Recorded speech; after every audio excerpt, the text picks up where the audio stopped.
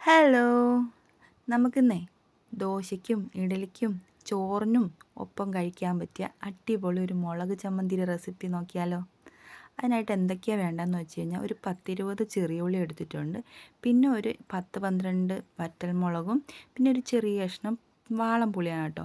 പിന്നെ നമുക്കിതിൽ ആവശ്യത്തിന് ഉപ്പും പിന്നെ എണ്ണയും ഇത്രയും സാധനങ്ങൾ ആവശ്യമുള്ളേ. ഇനി നമുക്കൊരു പാൻ അടുപ്പത്ത് വെച്ച് അതൊന്ന് ചൂടായി വരുമ്പോൾ അതിലേക്ക് വെളിച്ചെണ്ണയാണ് ഒഴിച്ചു കൊടുക്കുന്നത്. നമുക്കിതിന് വെളിച്ചെണ്ണയാണ് ടേസ്റ്റ് കൂടുതൽ കിട്ടുക കേട്ടോ. അപ്പോൾ വെളിച്ചെണ്ണ തന്നെ ഒഴിച്ചു കൊടുക്കാൻ നോക്കണേ. അതൊഴിച്ച് അതിലേക്ക് നമുക്ക് വറ്റൽമുളക് ഇട്ട് കൊടുത്ത് അതൊന്ന് തീ കുറച്ച് വെച്ച് തന്നെ മൂപ്പിച്ചെടുക്കണം.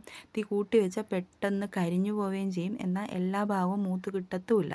അപ്പോൾ ചെറിയ തീയിലിട്ട് ഇതുപോലെ നന്നായിട്ടൊന്ന് മൂപ്പിച്ചെടുത്തതിന് ശേഷം നമുക്കിത് വേഗം തന്നെ കോരി മാറ്റണം കേട്ടോ.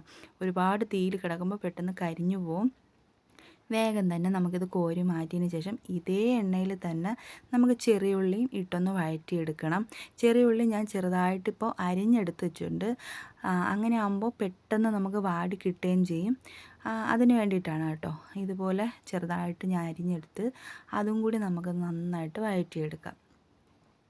പിന്നെ എന്താ പറയുക, ഇത് നന്നായിട്ടൊന്ന് വഴന്ന് വന്നതിന് ശേഷം നമ്മൾ ഇതിൽ തന്നെ കുറച്ച് വാളംപുളിയാണ് എടുക്കുന്നത്. വാളംപുളി ചെറുതായിട്ടൊന്ന് മുറിച്ച് ഞാൻ അതിലേക്ക് ഇട്ട് കൊടുക്കുന്നുണ്ട്. അപ്പോൾ അത് അതിൽ ചൂട് നന്നായിട്ട് പിടിക്കാൻ വേണ്ടിയിട്ടാണ്.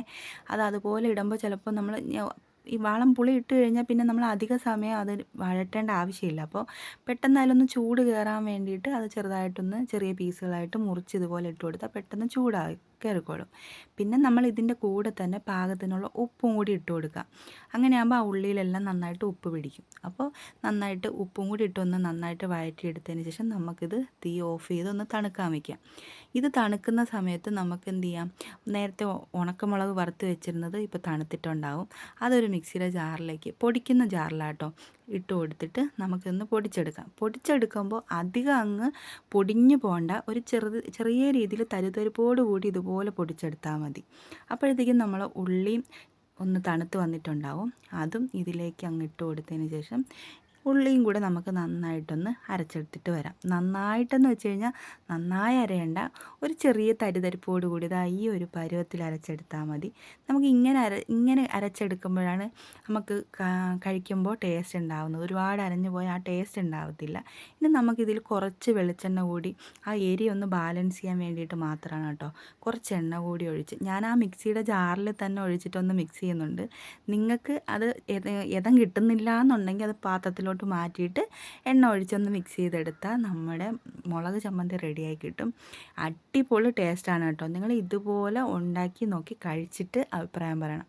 ഇഷ്ടപ്പെടുകയാണെങ്കിൽ ലൈക്ക് ചെയ്യാനും സബ്സ്ക്രൈബ് ചെയ്യാനൊന്നും മറന്നു പോകരുത് കേട്ടോ. അപ്പോൾ ഓക്കെ.